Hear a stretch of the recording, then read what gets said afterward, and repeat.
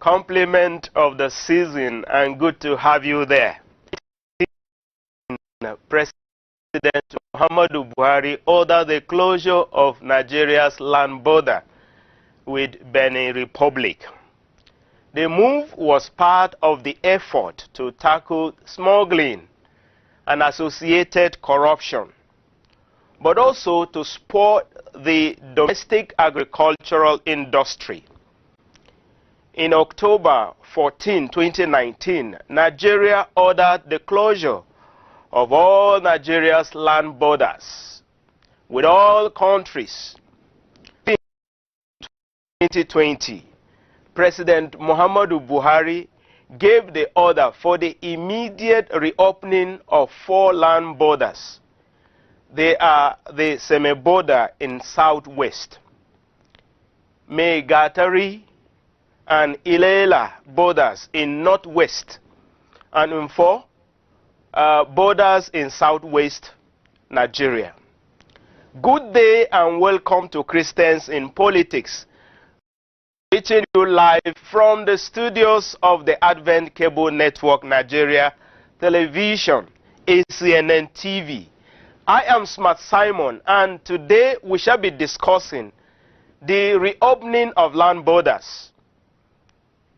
Is it the right time? I have with me in the studio Mr. Oluwafewa Oredo and a political analyst. You're welcome, sir. Thank you very much. Good to be here. Good to have you in our show today. Let's quickly start our discussion. Looking at the topic before us, what can you say on the topic? Well, looking at the reasons that the government outlined, why they needed to close the border, while one might think those reasons are legitimate, I think it was not well thought through. It was just one of those policies that the Nigerian government just wakes up one day and says, okay, let's do this, and let's see how it's going to go. It's part of the things that we keep complaining as citizens of the country, that there are some things that if the government is going to do, they need to sit back. Okay, what will be the advantages, what will be the disadvantages, how will this affect the Nigerian populace? When you can sit back and say, okay, will it be beneficial on the long run, or is it just going to be a short-term fix that is going to escalate issues? When you can sit back and do that, but Nigeria always comes up with policies that affect businesses down the line, affects the masses. So opening the borders now, one cannot say it's well timed, because it's something that should have been done long time ago. Something that they should have sat back and said, okay, let's remove this thing. Let's alleviate the suffering on the Nigerian people. Let's create the right atmosphere for businesses to thrive. When you do that, then you can now start talking of, okay, let's, but this was just another one of those policies that they didn't think through, in my opinion. It's something that should have been done much earlier. Opening of the border should have been done much earlier. Not until Christmas, when people cannot afford to buy rice, anymore. When food is skyrocketing, decide, okay, let's open the borders. It's just not fair on the masses from the Nigerian government. All right, thank you. It's just not fair on the citizenry. Now, what effect did the closure of the land border has in the economic sector? Lots of issues. There are lots of issues that I had on the economic sector. First, you have lots of small communities that are bordering this, that are situated by the borders. Who thrive basically on trade between both between both neighboring countries. They are the ones, that is their source of livelihood. That's how they get to pay their bills, to get to eat. So now you shut those borders, activities cannot go on anymore legally in between those places. So by so doing, basically you are sort of more or less killing them and telling them you don't care about them anymore. So that is one. Then you have even the Nigerian farmers who could not meet the arising demand from the closure of the borders, because now everybody had to now rely solely on the Nigerian farmer to produce everything, virtually everything, because now there's no way to import the basic things that you need into the country anymore. So everybody is relying solely on the Nigerian farmer. You know, small scale farmers, how do they want to you know, be able to meet the demand of almost 200 people? You know, food needs to be imported one way or the other. There are some food items that need to be imported or exported, you know, one way or the other. You know, so that shutting that avenue for businesses to thrive put a lot of pressure on farmers who could not, you know, many of them now had to do overtime work just to be able to meet the needs. Yes, business, it means more business for them, but when you don't even have the necessary infrastructure to be able to scale up your farm businesses, then how do you want to even meet the necessary demand to increase your inflow? So those were some of the things that the border affected. But also, one of the good things is that it reduced importation of fuel. So, well, fuel subsidy is no more existing, but even before they removed fuel subsidy completely, you know, some few months ago, at least, you know, then the government was no more, the payment of subsidy reduced. Because now you are no more paying subsidy to fictitious companies. People can no more go and, you know, take fuel out of the country and then import them for extravagant amounts and then start asking the government to pay them. So that obviously dropped. Then the consumption of fuel in the country also reduced, which means that, okay, the fuel that we seem to be consuming in the country is being you know, exported out of the country illegally. So that's one of the economic benefits. But the bad thing is that inflation went up tremendously during this period. The rate of inflation went up, food prices went up. Onions was being sold for almost 100,000 just just last month. 100,000 naira for a bag of onions. Only one that virtually everybody should be able to buy. Onions became gold in the market. So, you know, all because of these things. Flooding also affected lots of farms. So even farmers that wanted to meet their rising demand could not meet it because of the flooding that happened in their communities. So, you know, the border closure had devastating effects. It may have had short-term gains. Short-term gains since the closure in August last year may have had short-term gains, but the long-term effects is being felt by virtually every Nigerian, because when food is going up, and it has been going up tremendously since the beginning of this year, with the lockdown, with all these things, food prices has been going up. So even normal people can't even afford to buy. Minimum wage is 30,000 naira. You're selling bags of rice for 25,000 naira. So if somebody buys a bag of rice, if an average Nigerian buys a bag of rice for 30,000 naira, what is he going to use for the rest of the month to feed? And that is aside other food items that he's supposed to buy. So these are some of the effects that this closure has had on the Nigerian economy. Okay. You know, and it's something that I don't think any Nigerian is asking the government to do it again. But with the African Continental Free Trade Area, the agreement that was signed, I think we shouldn't be thinking this would happen anytime soon anymore, because now various countries in Africa can now operate a free trade zone. You know, you can be confident that, okay, no government is going to just arbitrarily ban importation or exportation of goods into or out of the country anymore. Okay. Now, will you say that the recession that we are told that the country is in recession now, do you think closing of the land border is a contributory factor? Of course, when inflation rises, obviously recession is going to slowly creep in, and recession takes time. But it's not like the Nigerian economy has been better in the past few years. Things haven't seemed to be getting better. Dollar is now at an arbitrary high. lots of things seem to be going haywire. So the economy is not necessarily getting better in physical terms. Yeah. Fuel is higher than it has ever been in the past few years. Fuel has been really high. So when you look at all these things, recession definitely is going to creep in. Then when people cannot afford basic food that they normally would be able to afford, yes, obviously you're already talking about recession. Now fuel price is high. You're selling fuel for 162, 163 naira per liter, which means if you are is 1,000 or let's say 2,000 naira per day, and you have to fuel your generator, then how much is going to be left? Even sorry, even people, the roadside traders, people that do photocopy, all these small businesses that need generator, because it's not like the Nigerian government has provided electricity for everybody in the country. So definitely people are also going to buy fuel to be able to power their machines and all of that. So when we are selling fuel for 162 naira, that means that the average person cannot afford to continue to live like this. So recession, the closure of the border did not help matters.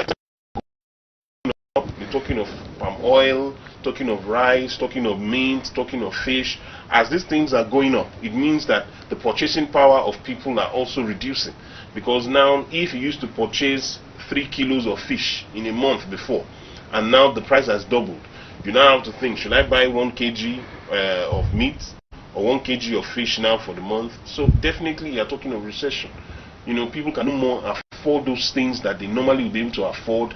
The businesses are being shut down. Then the lockdown obviously did not also help matters as well. So all these are things that have contributed immensely to the recession we're experiencing in the country today. All right, thank you so much. Will you say that the closure of the land border has helped in promoting homegrown, like eat what you can produce? Now, when the border was closed, was there in any way that this country is looking inward and we were eating and using and consuming the things we were producing? Do you think that is positive on that note? Let me get a question again, please. Sorry. I said, looking at the closure of the land border, will you think that that has helped in promoting the local, yes, homegrown product, local content, kind of? Well, when the Nigerian border was closed, obviously now people have to buy what they see, because much of those imported items or produce is no more at your beck and call. So obviously you have to buy what you see, but you also have to realize that the fact that the border was closed does not mean that people are not importing by sea. It was the land borders that were closed, not the water, not the seaport. So people can still afford to import some things from abroad by water, by air. People can still afford to import those things. So it didn't make any difference. Make any difference, basically. The only thing is that, well, imported goods prices may have gone up. So if you cannot afford those imported produce, you have to now buy the local, because you have no choice. It's not necessarily because you fancy Nigerian products. Nigerians are a very wonderful people, to say the least. All right. We prefer, if you tell a Nigerian this one was made in China, or it was made in whatever foreign country, and this one was made in Nigeria, and you tell the Nigerian this foreign one is 30,000, this Nigerian one is 25,000, Nigerian would prefer to go for that 30,000 naira, because they believe that because it's superior, it has superior quality, so they prefer to go for that one. So it's only when the foreign product is way above my budget I cannot afford it. And I'll say, okay, I cannot afford it, let me go for the local. So, for instance, if you look at the Nigerian rice, now, the Nigerian rice and the foreign rice, the Nigerian rice is healthier than the foreign rice. Because, you know, the foreign rice, they've overprocessed it, you know, lots of chemicals have been added, while the Nigerian rice is mostly just natural. You know, more so because we don't have, most of the farmers don't have the facilities to, you know, add all those chemicals and all those things. So, but the Nigerian, you go to the market and Nigerian is asking, you get foreign rice. Yeah. You know, you have foreign rice. So, even though the price discrepancy between the foreign and the Nigerian is maybe about 2,000 or 3,000, you still see people preferring the foreign rice. Yeah. And many traders still have this foreign rice because it's still being smuggled into the country one way or the other. It's still being smuggled in. So they opened 4 borders, but they are exactly where these things are coming in. So, you know, you have only shut some doors, other doors are opening. Exactly. Rapidly. Exactly. So, you know, trust Nigerians. It's just a matter of thinking. Nigerians will think out of the box. How can I make money? And then all those people that their stock in trade is smuggling will also be looking at how can I get these things into the country. So it's still readily available. All right. Thank you so much, Fewa, for your comments. We want to go on a short break now, and when we return, we will continue our discussion. But then, when we come back, another guest will be joining us, and we will introduce him shortly when we come back.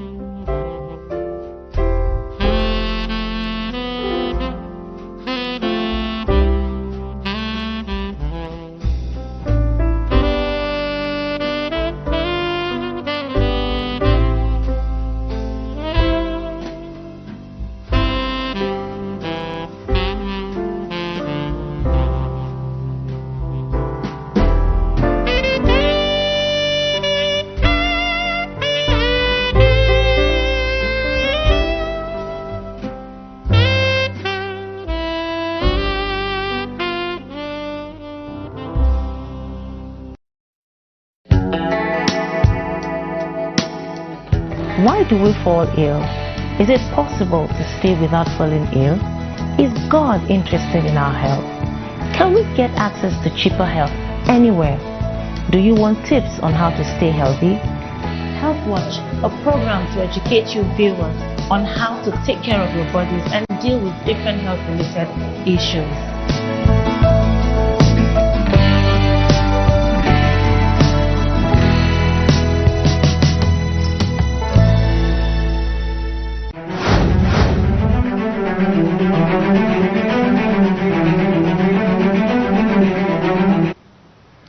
Viewers, we're glad to know that you are still there, and you're welcome back. We have been discussing the reopening of land border with our guest, Mr. Fenwa, And we now have in the studio Mr. Loki Shehu, who is just joining us. And we will discuss together. And before we went on the break, we were looking at the effect of the closure of the land border to the Nigeria's economy. And we want to continue with that discussion. Now, I've earlier asked if the closure of the land border is a contributory factor to the recession that we are in right now. And you have rightly said so. Right now that you are just joining us fresh, what can you say about the topic that we've been looking at?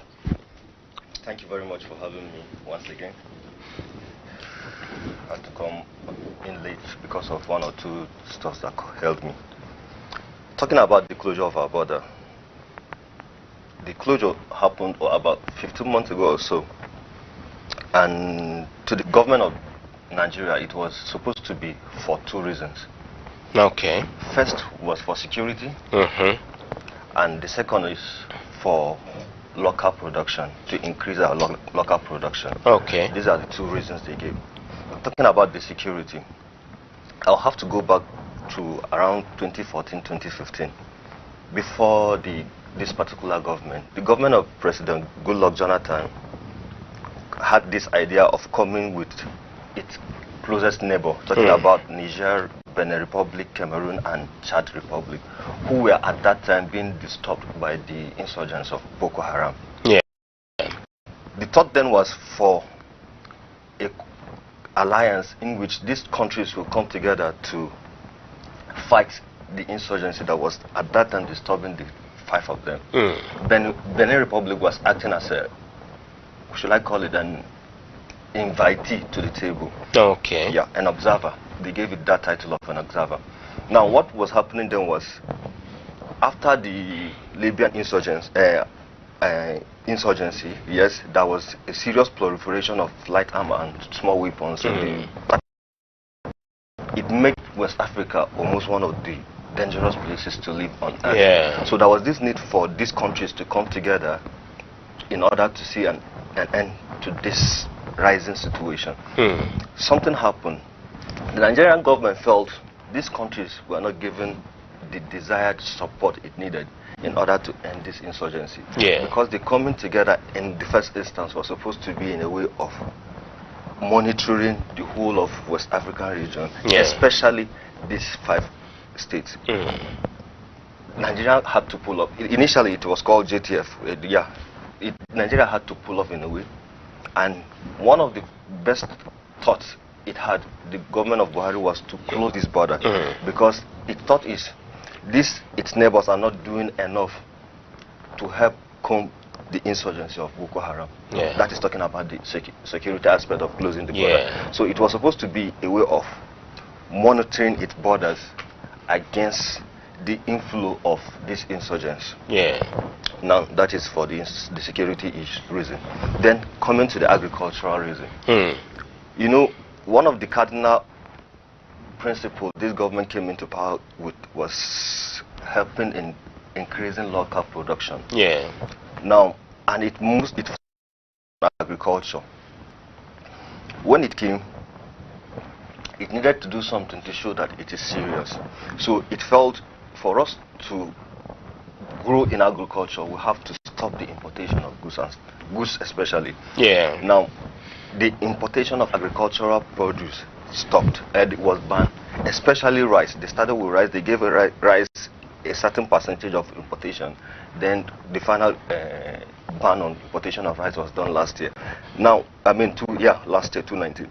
But what was it all about? It was supposed to help the local producers to produce for local consumption and, if possible, export. The local producers were seen not to be able to compete with the imported, especially for rice. With rice, if you meet an average Nigerian, bring a foreign rice and a local rice, of course, most Nigerians will go for the imported rice. So it was in the wisdom of the economic drivers of this country to stop the importation of rice. in order for Nigeria to get used to the local rice. I am very much sure of it. I have seen the meeting. Not that I was part. It happened in my office then. Local rice miners were invited to the table in order for them to know the capacities of our millers, I mean to say, and know what they can produce, if it will be able to meet up with the demand of the Nigerian market. Percentage were accrued to them. It was done in phases. Percentage was accrued to them at first, a certain percentage for imports, then the major millers were given higher percentage. That was how it came through the pyramid. So it was supposed to help them, but something happened. Of course, the local millers have not been able to meet up with the demand of the local market. This is where that was how we got to where we are today. The inability of the local producers to meet up with the demands of the Nigerian market got us into recession. I have to say this. We have to insist on local production for many reasons. Today, the naira goes for 500 naira to $1. Almost. So is it confirmed now? Or almost. 475 thereabout now. Almost 500. Let me steal it. Now get it. No country. Yeah, you can't have good foreign exchange when you so much depend on imports. If you want a stronger foreign exchange, definitely you have to be engaged in export. Nigeria, to an extent, does not export anything. Possibly, and as much as I hate saying it, the only thing we export very well is corruption and possibly fraud. Nigeria needs to do more on it. And for some of us who have been following this and want us to get out of it, of course we welcome the idea of banning importation. Though we know the impact of it, we know the international dimension of it. Yeah, it goes against the African Continental Free Trade Agreement, which Nigeria is a signatory. Yes, it does, but we need that in order to fix ourselves. I don't want to go into what we've not done for us to do it, but of a truth, we need to work on ourselves. We need to develop our local content. We need to develop our local production capability, which is not possible right now. We are not doing that. What about goods and services? Yes, sorry, I didn't say that. Another thing Nigeria is very well good at exporting is services. What do I mean by services? Nigerians are known to be one of the best things to employ outside the shores of this country. Are you talking about our doctors? Yeah. Nigerian doctors are doing very well. These are some of the things we export. It's also part of the export. Yes. Nigerians are one of the best doctors you find around the world. Yeah. That is an export. If you go to the academia, Nigerians are doing well globally. Yeah. So apart from that, and unfortunately that is bad for us, we are talking about brain drain. Because we don't have enabling environment here. Our best brain are leaving us for a greener pasture, for a conducive environment. It's an export. Yes, some people count it for profit. Yeah, most of the Latin American countries have something they do. Like even India, it's something they call there is a term they call for it.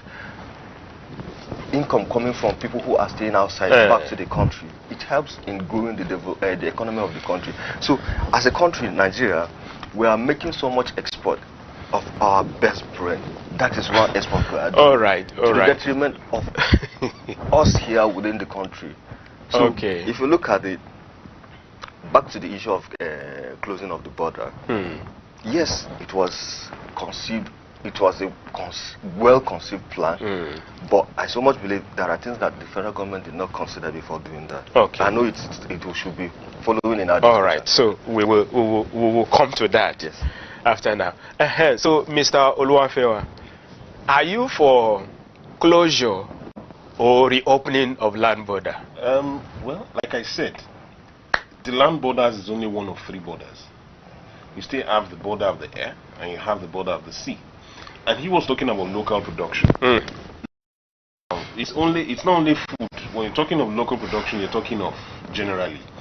And the major people that will purchase most of the goods you bring in through land is the average man.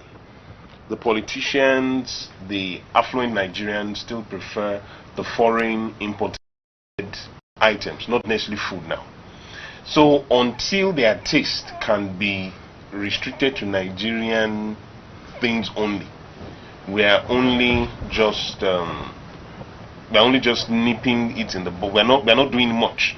It's just a tip of the iceberg. We're just saying we're not doing much, you know, if we are being realistic. Okay. Because the wealthy Nigerian want to travel out to go and buy different things, you know. We have Nigerians that even send their clothes abroad for dry cleaning. Yes. We have Nigerians that order. You don't mean it? Yes. Abroad. We have Nigerians. Is that normal?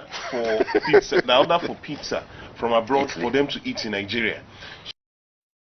When you have all these things, people that have money want to spend their money outside the country. So until everybody can this decide, is unbelievable. Okay, let us really grow our economy, wasting our efforts more or less. Because until everybody, when people are spending millions of dollars, the major people that go to Dubai to spend money are Nigerians. Nigerians spend millions of dollars every year in Dubai. So Dubai doesn't joke with Nigerians. They don't joke with us because they know we are going to spend money there. It is not the average man that is going to spend money there. So these are things that if we want our local production to increase, then everybody, it has to be a team effort, not a some people effort. Everybody, both the average Nigerian, both the high class Nigerian has to decide that, okay, we are going to keep going Nigerian. Even the president of the country goes abroad for his medical treatment. So local production has. All right, thank you so much. Now let me come back to you. You were talking about insecurity as one of the major factors considered in order to close the land border. Will you say that the closure of the land border has helped in reducing insecurity in Nigeria? Unfortunately, I would say no. For you to close your border, land border, to be specific, there are things you have to put in place for you to close that border. We're talking about manpower. Do you have officers and men of security agencies to man the various borders we have? If you follow the trend, actually, the federal government actually closed, were they 4 or 5 borders? I know it's semi-border. No, they opened 4 borders, but they have other borders that are yes. The major ones they open are the Ilela border. Yes. Ilela is in Sokoto, Meduguri is in the northeastern part of the country. Now, I have been to Ilela. Let me be specific. I have followed Ilela through Niger. If you're going to Niger from Sokoto, Ilela is the last town between Nigeria and Niger Republic from that axis. And when I went there, it's 2009. The border was just some plank on the road. Yes. Just plank? Yes, on the road. You see people passing. It was just a normal passage for people. You don't know who is a Nigerian or who is a Nigerian, but I later found out how they know it through our bed marks. Now, apart from that, apart from the Ilela border, we have over 1,400, almost 1,500 porous borders. You mean it? Yes. 1,500 porous borders. Yes. Do we have men and officers of the security agencies that will be able to man these borders? Yes. Can you confirm this figure? I said we have over 1,400, almost 1,500 porous borders, apart from these major borders, you know. Now, this is unbelievable. I don't know if you've been to any of the border towns. Ask anybody from the border towns. When they talk about closure of the border, yes. Because when you mention these borders, I noticed that even in Taraba State, there are some borders. I don't know if you're getting it. But it's not mentioned at all. Here. It's part of those. And there are activities. Sardauna local government in Taraba State is just neighboring Cameroon. It's part of the 1,000 plus. If you've been to the border communities, when they talk about border closure, you know that the noise we've been making is just joke. So it's just like a mirage. It's just joke. It's a mirage. It's not possible. When Trump talks about building walls, it tells you the importance of border closure. Building wall is one of the best way to close border, not the way we have it. The border, you know, one thing about us is the fact that our country was demarcated by the European without considering our similarities. Someone from Adamawa State, let's say from Marwa local government, somebody from Marwa has a brother in Niger, in a town called Marwa. I mean in Cameroon, in a town called Marwa. Somebody from Adamawa, who is from Garwa, yes, has a brother in Niger who is also in Garwa. I know of a town in Ada, is a town they said in Katsina State, where brothers are ruling. The brother is ruling the Nigerian part of it, while his other brother is ruling in the other part of it, the Niger Republic. Yes, it's not funny. That is how our borders are. Now, if you look at it, how do you monitor this border? How do you watch this border? I'm still coming to its effect on our security. Now, how does it help in securing our borders? When you have brothers across borders. Yes. Apart from the bloodline, you have people who have intermarried. In-laws. Yes. So how do you do it? Do we have enough manpower to check these borders? How many officers do you have of the Nigerian immigration service? So are you now saying that this closure of land borders was just I'm still coming to nothing? I'm not trying to they didn't do anything at all. I'm trying to paint the picture of what is on ground. Like I've mentioned, of the number of porous borders we have. What of the major borders? Have you ever passed through our borders and see what the security agencies do? I can be holding serious nominations, and with 100,000 naira I will pass through. These guys don't bother. This is a serious allegation, it's you know. It's not an allegation. Meet people who have been traveling. I've told you of my experience in Nigeria border through Ilela. I don't want you to go and find out from somebody who has been through the Katsina part of it, through Dusema, even Daura. Yeah. I don't know if you're getting it. These are the last part of Nigeria from that angle. These people go through. How do you start blocking brothers from crossing, going across? Now, when you talk about it, 2 months ago, was it 2 months ago? In October, we know what happened. People went to Nigerian Republic to kidnap an American. And of all the places in the world, they brought found him a safe haven in Nigeria. Yes. Did you ask yourself, how did they come into Nigeria when our borders are closed? I don't know if you are getting it. At a point, we heard that when Boko Haram kidnapped the Chibok girls, some of them were taken across Nigeria. If our borders are well manned, will it be easier for them to cross over? Not at all. So, the closure of our border did not in any way help in combating the insecurity we are faced with. Rather, we just make charade of ourselves. We just display how ignorant we are with the issue of security across the borderline. Of course, it did not help. Till today, arms and ammunition are going through our I learned that just recently now, they just seized some ammunition around Sokoto State. Yes. I don't know if you are getting it. So it did not do anything. Ammunition, where is Boko Haram getting their ammunition? It has to be from is it through across? Of course, through that border. The Lake Chad Basin has been discovered to be one of the major sources of arms importation for Boko Haram. I told you about the joint task force, multinational joint task force that was initiated in 2015.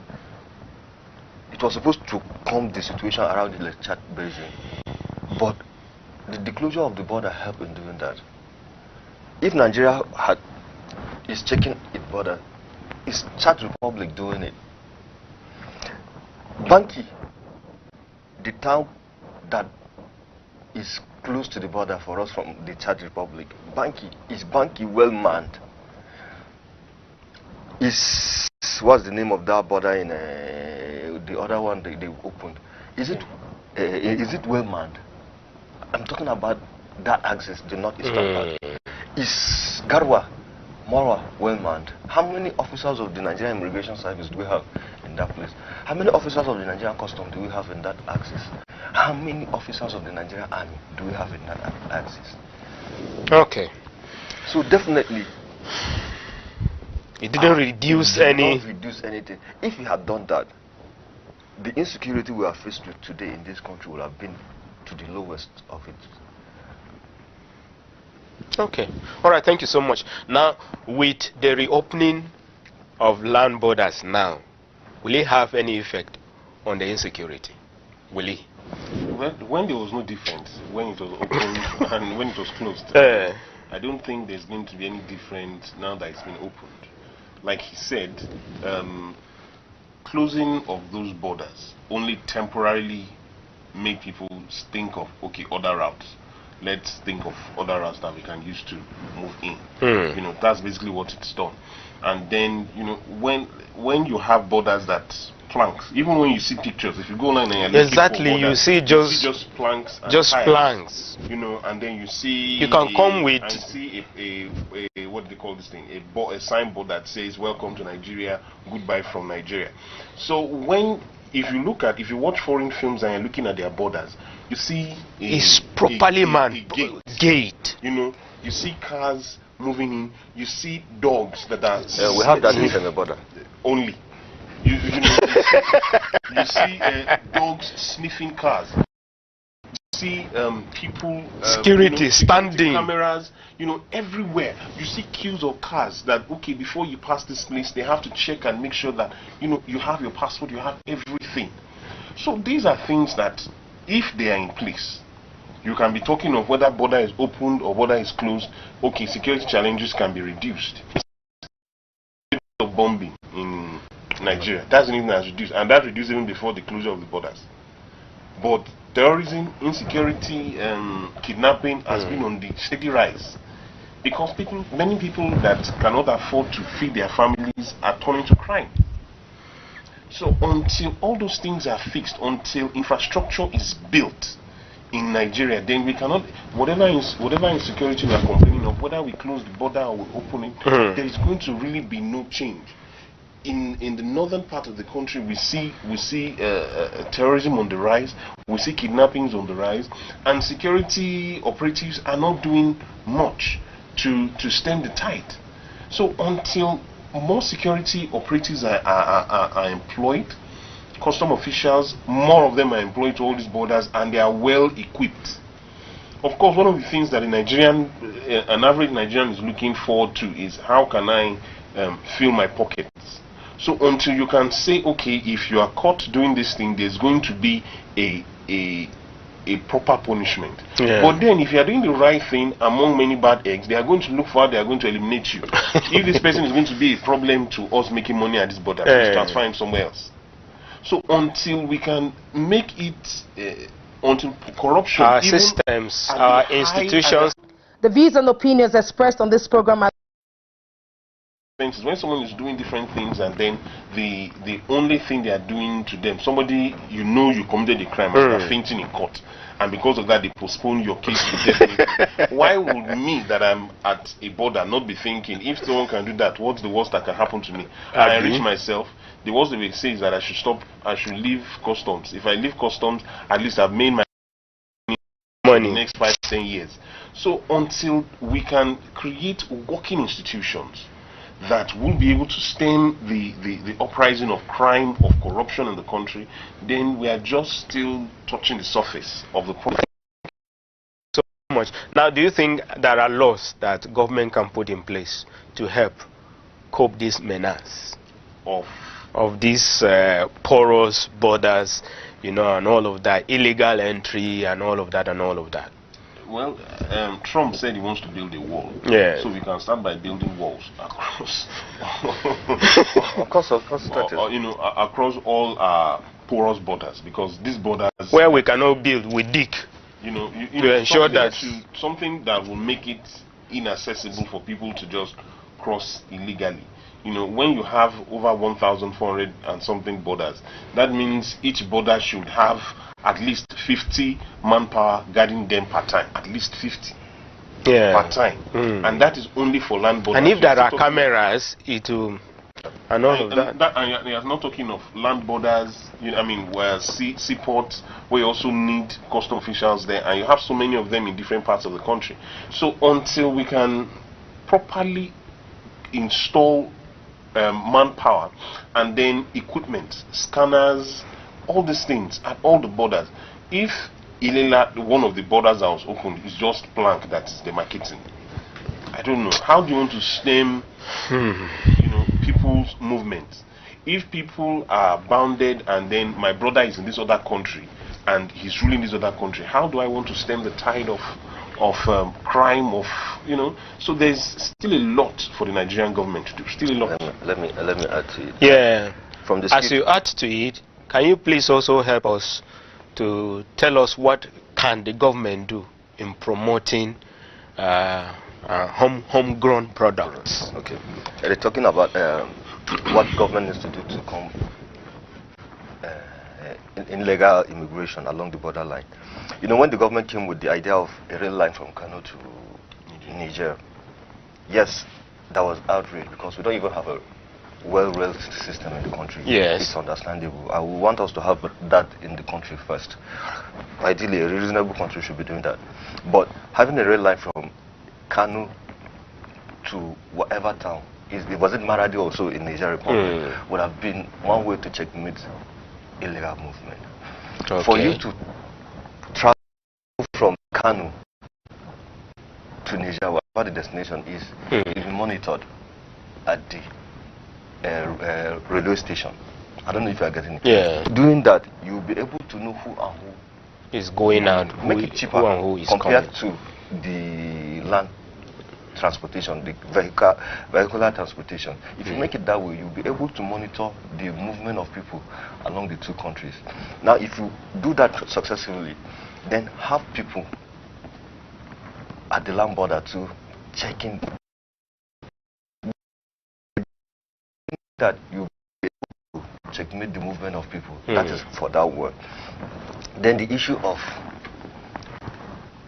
brotherliness. Yes, they may be our brothers, but Nigeria need to educate Nigerians on the fact that these people are Nigerians, and we are Nigerians and they are Nigerians. Yes.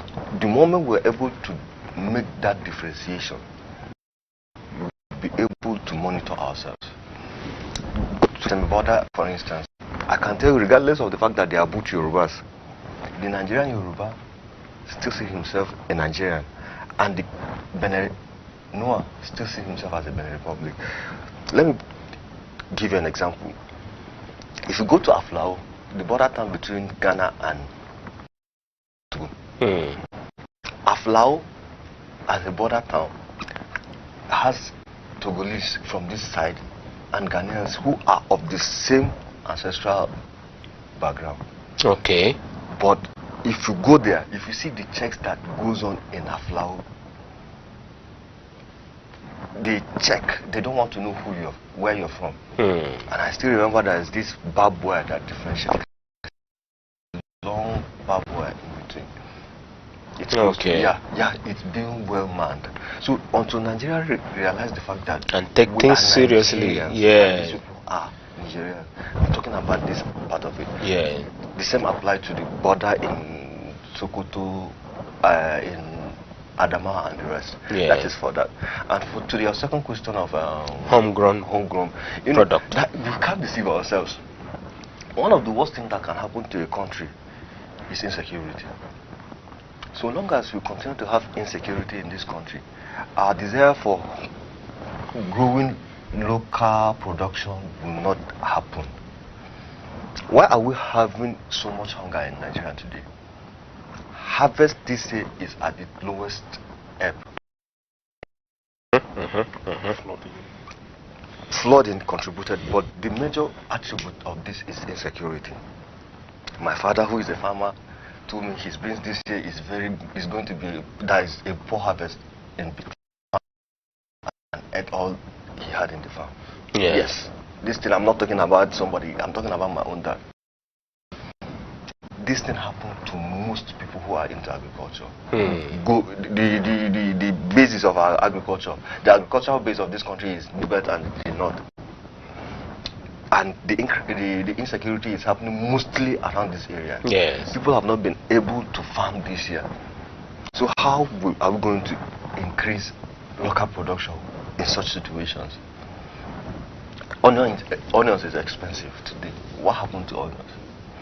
The places where onions is being grown have been having insecurity since 2000. So these are where onions are being produced and Katsina. So until we are able to tackle insecurity, our desire for local production will not go. How many? Looking at local production, what are we doing to taxation on local production? The guy in Aba may not be faced with insecurity. The shoemaker in Aba may not be faced with insecurity, but for his product to get to the market, what does he do to get that product into the market?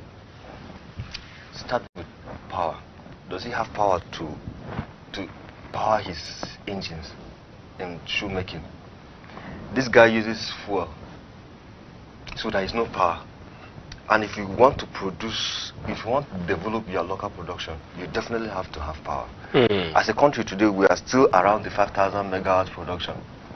And according to a developmental analyst, for a country to the desired power for 1 million people is 20,000 megawatts. Wow. So as a country, we need about 200,000 megawatts for our 200 million population, and we are still battling with 5,000. So if we want to increase our local production, we need a rise in our power generation. That's one step. The moment we have power generation, I know my people, we are very good at making things. I can tell you that you will see things happening. That is one. Increase power production, increase security. That is the second one. Then reduce taxation. Okay, so these are the things that will help. Yes. Taxation on products. Imagine me producing something and I'm paying various taxes. Even in exportation, if you go to the border today for export, you pay custom, you pay taxation from what they call Export Promotion Council. Immigration will do their, custom will do that. Before you know it, you spend more. So that encourages you are suffering because of multiple taxation on production of goods and services. Then you talk about government intervention. The Bank of Industry and Bank of Agriculture really need to do a lot more than they are doing today. They are not helping local entrepreneurs. I don't know, you are an entrepreneur. Have you been able to access any loan from Bank of Industry as an entrepreneur? No, it's not happening. These things are not happening. We need to holistically work on these things if we really want to encourage local production. All right, thank you so much. I know of our time. We need to work on this holistically if we must encourage and promote home-made product. Thank you so much. I take that as your last word. Let me come to you. This is you have for viewers this festive season regards security and promoting homemade product and controlling the price of goods. Well, I honestly don't have any advice in terms of purchasing homemade products. Okay. For the average if your money you can afford foreign, go for foreign. If you can afford local, go for local. Because those who can afford the foreign will still go for foreign. So I'm not going to advise anybody that start buying Nigerian made. If Nigerian made is better quality, go for Nigerian made product. If you feel, oh, I have the money to go all out and buy this foreign good, go all out and buy foreign goods. However, remember that in order for us to be secure, in order for people around you not to need to also encourage local industries. So you need to also purchase from the local person around you, so that in so doing, those people who will be paid either salaries by buying local tomato paste and all those things, those who will be paid in factories and all those things, they have a list of families to feed. So by so doing, you are trying to alleviate poverty in one way or the other. So it's advisable for you to go ahead and do that. Okay. But for this festive season, advice to people: stay safe, wear a mask, don't do more than you can. Don't go visiting people that just got back from abroad because of chocolate. Stay safe, wear a mask. This COVID-19 is now in the second wave, and we are seeing people that are coming down with it. So stay safe. If you can do without visiting people, stay in your house, enjoy your rice and chicken, and wash your hands, use your hand sanitizer. Just stay safe. All right. Observe all the COVID-19 protocols. We want to thank you there, Mr. Oluwafewa Oredugba, an entrepreneur and a political analyst. Thank you so much for your time.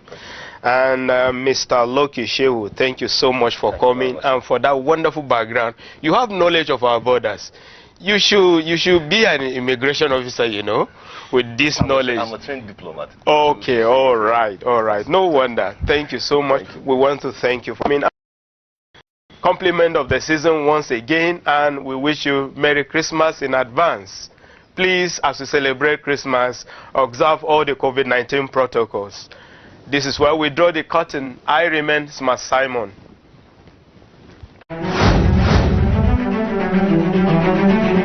The views and opinions expressed on this program are those of the guests and viewers, and does not necessarily reflect the views and opinions of the Advent Cable Network Nigeria, ACNN TV.